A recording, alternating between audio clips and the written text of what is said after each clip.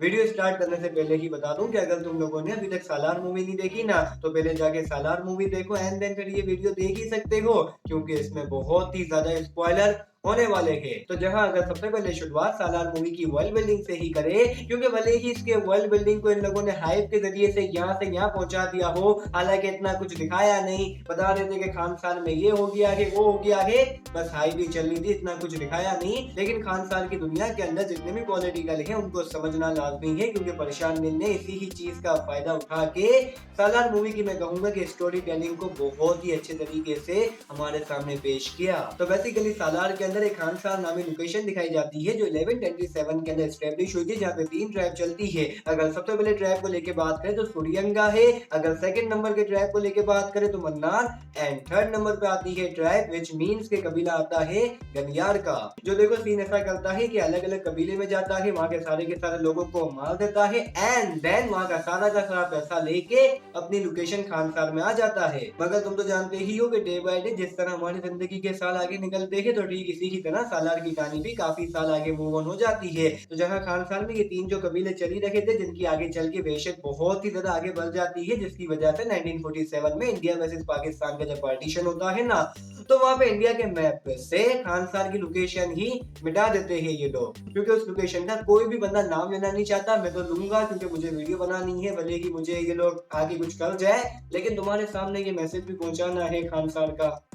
यार अपने गंदे जोक को साइड में करते हैं। तो इस पर से देखो मैं ये कहना चाह रहा हूँ कि 1947 के पार्टीशन के बाद हमें खानसार में भी बहुत ही बड़ी चेंजिंग देखने को मिलती है, क्योंकि देखो जैसा कि मैं तुम्हें बताया कि यहाँ पे 3 कबीले चल रहे हैं, सूर्यंगा हो या फिर मन्नार हो या फिर गनियार हो। तो बेसिकली मन्नार कबीले में से ही एक बंदा खानसार में अपना राज दिखाता है, और वो बंदा कोई और नहीं है, हमारे राज मन्नार के पापा ही है। मगर आगे चल के 1985 में भी हमारे पापा जी की डेथ हो जाती है, यानी मन्नार जी के जो पापा है उनकी डेथ हो जाती है। लेकिन ये इंटरेस्टिंग पॉइंट यह आ जाता है कि राज मन्नार के पापा ने वफात से पहले एक फैसला लिया होता है कि मेरे मर जाने के बाद उस थ्रोन पे कब्जा करेगा मेरा बेटा नहीं, बल्कि सूर्यंगा परिवार, विच मीन्स कि उनका पूरा का पूरा परिवार उस थ्रोन पे कब्जा नहीं करेगा, बल्कि सूर्यंगा का जो मेन लीड होगा उस थ्रोन पे कब्जा करेगा। लेकिन राज मन्नार को देखो ये बात चुप सी जाती है, क्योंकि बंदे को यही अफसोस होता है कि जब मेरे पापा कब्जा करते थे अपने थ्रोन पे, तो फिर मैं भी करूंगा, वही नेपोटिज्म वाला सीन मेरे भाई। तो जहाँ इन्हीं सारी बातों के चलते राजमन्नार का पूरा दिमाग आउट हो गया, जिसकी वजह से वो पूरा का पूरा सूर्यंगा का ट्राइब लिटरली बता रहा हूँ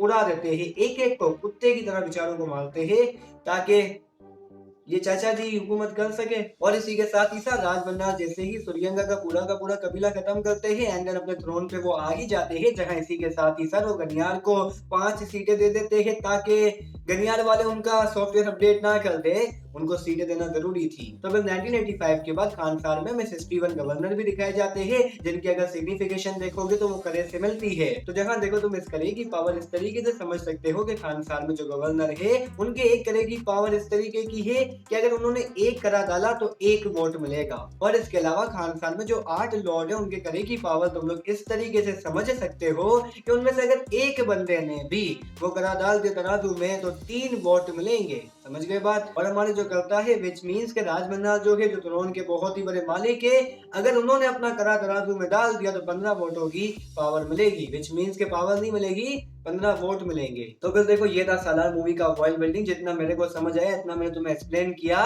मगर इन्हीं सारी बातों के अलावा भी सालार मूवी के अंदर हमें एक बहुत ही बड़ा टर्निंग पॉइंट ये देखने को मिलता है कि इसकी कहानी स्टार्ट होती है 2017 में, लेकिन जितने भी तुम्हें मैंने जो सीन अभी बताया ना, वो सारे के सारे एग्जिट करते हैं 2010 में। और अगर पर्सनली बताऊं तो मैं हिल के नहीं गया था, क्योंकि मैंने यही सोचा था कि इसकी कहानी 2017 के बाद से ही स्टार्ट होगी, लेकिन ऐसा बिल्कुल भी नहीं हुआ। तो जहां देखो तुम इस बात को इस तरीके से समझ सकते हो कि 2010 में जैसे ही राज मन्नार अपना खानसार छोड़ते हैं ना वेपन डील को रुकवाने के लिए, तो ठीक उसी ही समय पे राज मन्नार का जो पहला बेटा होता है, पहली बीवी का, ठीक समझाया आई होप सो, वो बेसिकली अपनी औकात दिखा देता है, क्योंकि राज मन्नार ने फैसला किया होता है कि मेरे आने के बाद हमारे थ्रोन पे बैठेगा वल्दराज मन्नार। तभी उस बंदे की तब गई सही वाली। तो फिर इसी की बात के चलते खानसार में गर्मा गर्मी वाला माहौल हो जाता है, जहां आगे चल के हमारे गरोरा जी वल्दराज मन्नार की डेथ करने ही वाले होते हैं। लेकिन तभी राज मन्नार की पहली बीवी की पहली बेटी जो होती है आई होप सो सही समझाया हो। वो खान सार में सीज फायर का ऐलान कर देती है, जिसकी वजह से वहाँ पे जो गर्मा गर्मी वाला माहौल था ना,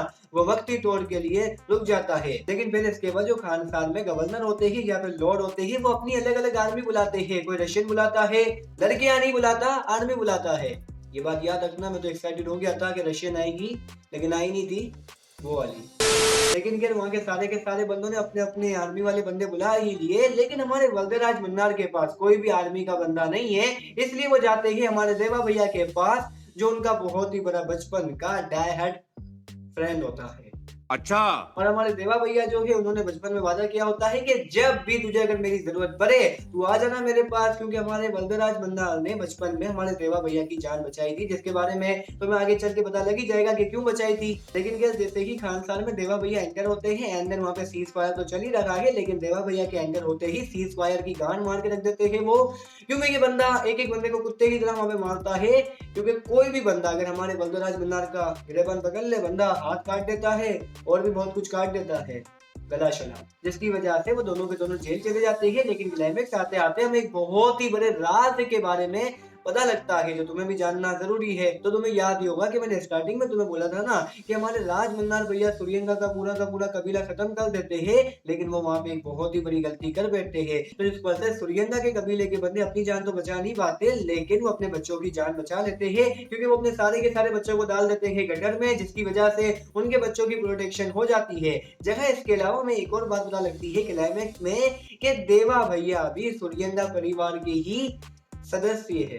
आई होप सो मैंने हिंदी सही बोली हो, क्योंकि मुझे प्रोनाउंसिएशन सही नहीं आती। अच्छा।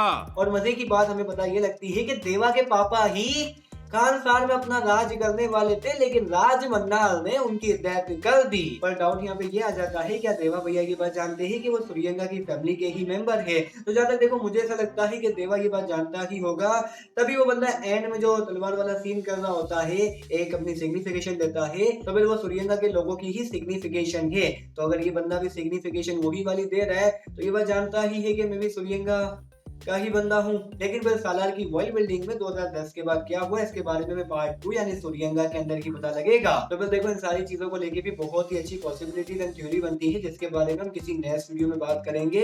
और करना पड़ेगा मेरे भाई, क्योंकि पिक्चर को आने में भी काफी टाइम है। जिस तरह सालार की एंडिंग हुई थी, किसी की तरह हमारी वीडियो की मुझे लगता है कि एंडिंग हुई है आधी अधूरी, क्योंकि हमने पार्ट 2 की थ्योरी के बारे में बात नहीं की। मैं जानता हूँ कि अगर मैं करता तो वीडियो फिर बहुत लंबी बन जाती, जिसकी वजह से मेरी वीडियो का भी फ्लो खराब हो जाता और तुम्हारे को भी शायद से थोड़ा बहुत समझ नहीं आता। तभी मैंने सोचा है कि आगे की कहानी जो है वो हम किसी नेक्स्ट वीडियो में कवर करेंगे। तब तक के लिए good bye. Like share and subscribe must. इस वीडियो पे मैं मिलता हूँ आप लोगों को किसी नेक्स्ट वीडियो के अंदर। तब तक के लिए गुड बाय। हकीकत इन सारी बातों को लेके तुम्हारे क्या ओपिनियन है और तुमने क्या डिटेलिंग नोट की खान सार को लेके, मुझे लाजमी से बता सकते हो। बाकी मैं भी जा रहा हूँ एडिटिंग करने। बाय।